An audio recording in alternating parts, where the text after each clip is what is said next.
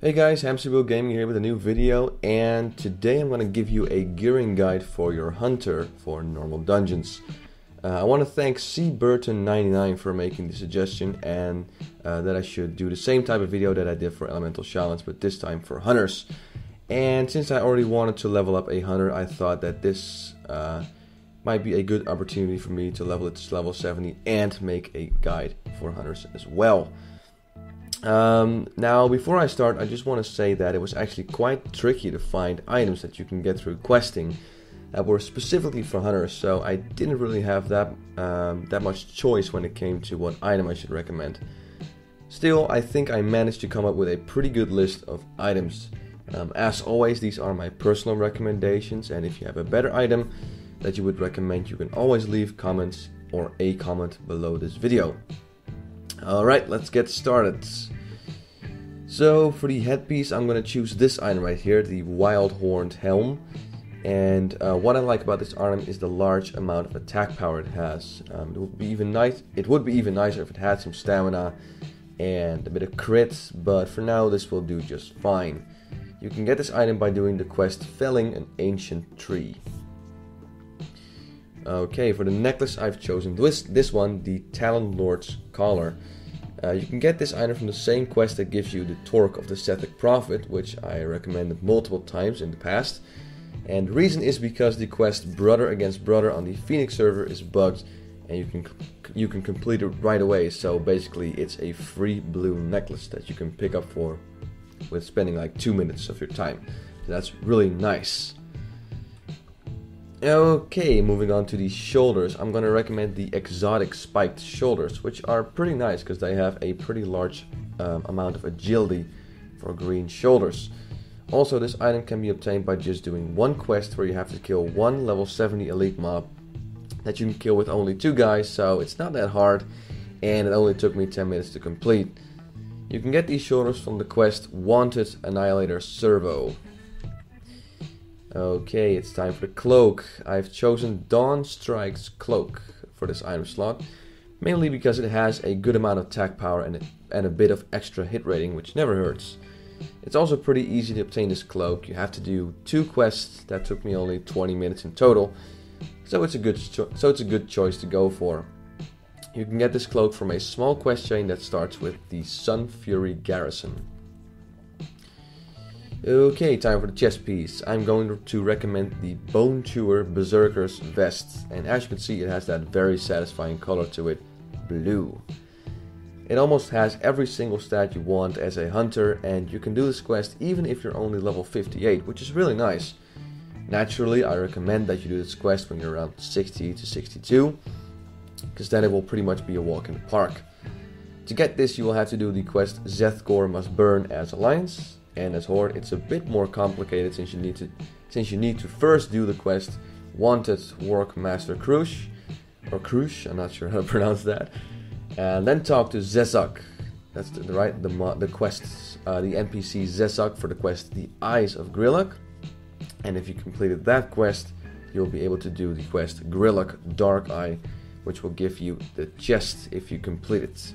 So yeah, it's a little bit more complicated for the Horde.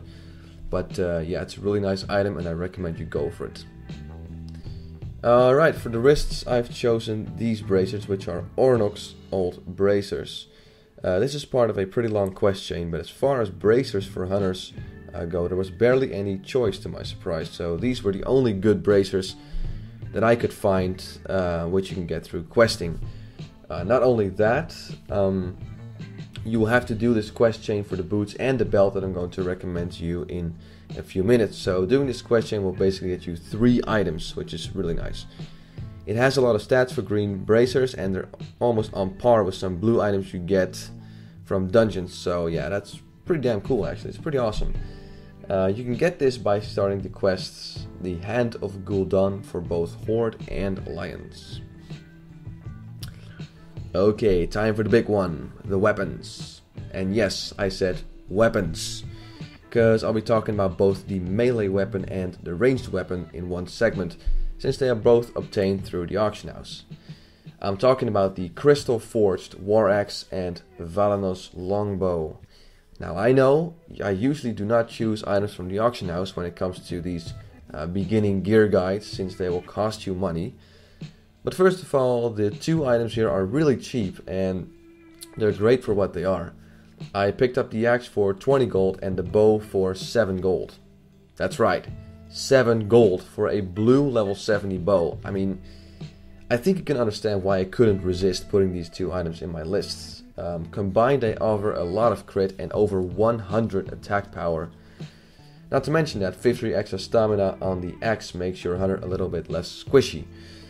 Not only that, both items look awesome, which is always nice in my book. So yeah, these are the 2 weapons that I think you should get.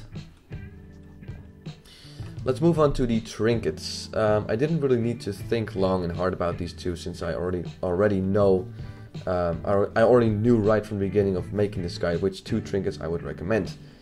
Trinket number 1 is Blade Fist's Breath, and the second one is the Core of Arkelos. Both offer you 200 extra attack power for 10 seconds, not 10 minutes, 10 seconds, which is really nice. And 26 crit plus 52 attack power from just 2 trinkets is a really nice bonus as well. You can get the first trinket from the quest Cruel's Intentions if you're Horde, and the quest Overlord if you're Alliance. And the second trinket is obtained through a quest chain that starts with the quest The Archmage's Staff. Alright, it's time for the rings. I'm gonna start off with this one right here, the Leafbeard's Ring. It was actually pretty tough for me to find 2 simple rings that you can get through quests, but I managed to find 2, and this is one of them. It has a fair bit of agility and attack power, so it's great for a beginning hunter. You can get this by doing a quest chain that starts from an item that drops, which is called the Orb of Grishna. And the second ring, for this one I've chosen the Heirloom Signet of Valor. Just like the Leafbeard ring, it has a fair bit of agility and attack power, plus that 10 extra stamina is always handy. You can get this item from by doing a small quest chain that starts with another item that drops from mobs, which is called the Cabal Orders. Alright, for the boots I'm going to recommend these, the Boots of the Skybreaker. Now remember when I was talking about getting 3 items from one quest chain? Well, this is the second item that you get from the Hand of Gul'dan quest chain. I really like these boots because the stats are really good for green boots and they are an excellent choice for a freshly dinked level 70 hunter, so yeah, go for these.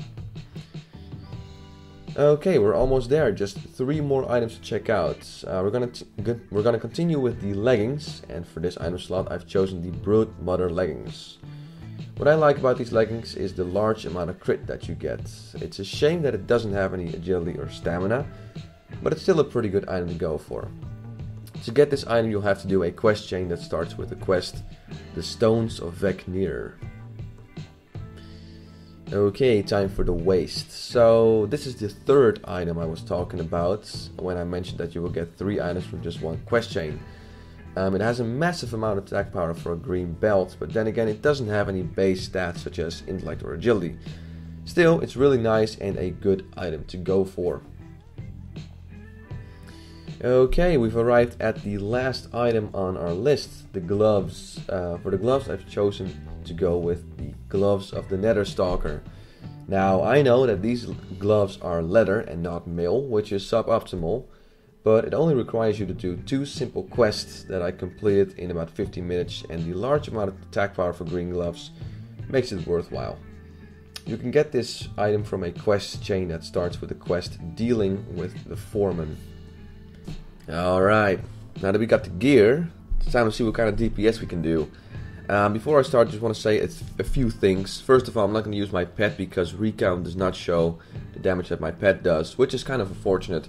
So after I'm done with the DPS test, you'll have to just basically add a little bit more DPS to it to add a total, because it doesn't take into consideration the damage that I do with my pet.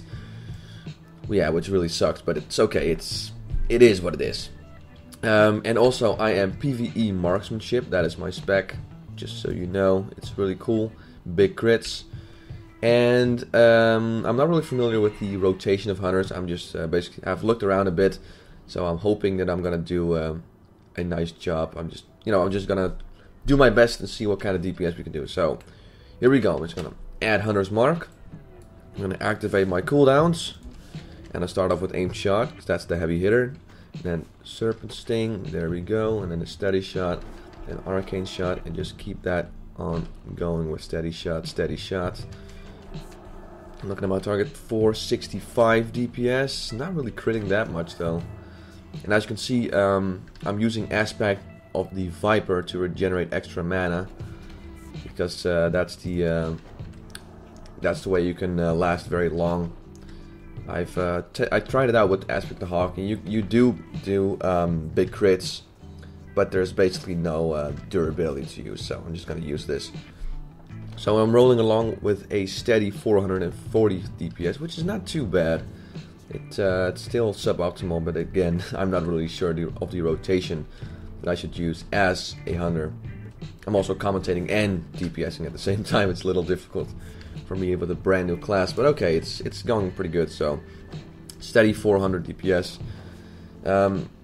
I've been told that for hunters it's actually quite hard to do high DPS compared to like fire mages or elemental shamans. And yeah, that's kind of true, I guess.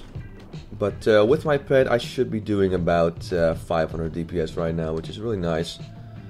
And I only have about 33% of mana left, so I'm just gonna keep on DPSing until my mana is down. Trinket has been reset. There we go. I'm just gonna keep on doing Steady Shot. There we go. Refresh Serpent Sting. So still at 460 DPS.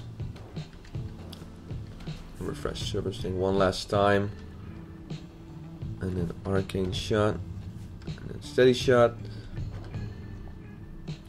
There we go. Yeah, almost out of mana. I'm actually lasting pretty long, which is really nice. I've already done 54,000 damage done. It's really nice. Just keep on going. I'm almost out of mana. 442 DPS right now. And 407 mana left, so just a few more shots and I'm done. Yep, that's pretty much it.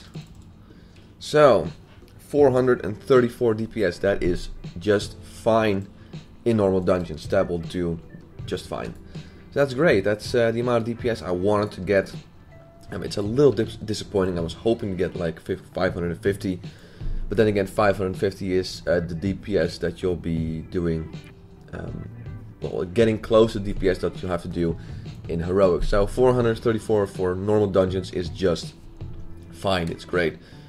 So yeah, that's pretty much it. That's all I have to show you. I showed you the gear, I showed you the damage you can do, and oh, just one more thing, I just didn't add my pet, so I should be doing about 480 to 500 DPS, that's pretty cool. Yeah, 480 to 500 DPS with this kind of gear, it's pretty damn nice. So that's all I gotta show you. Thanks again for watching this guide. If you made it till the end, then you deserve a medal, because it's been quite a long guide. But yeah, that's all I gotta show you. I want to thank you all for watching. I'm Hamsterwheel Gaming, and have a good one.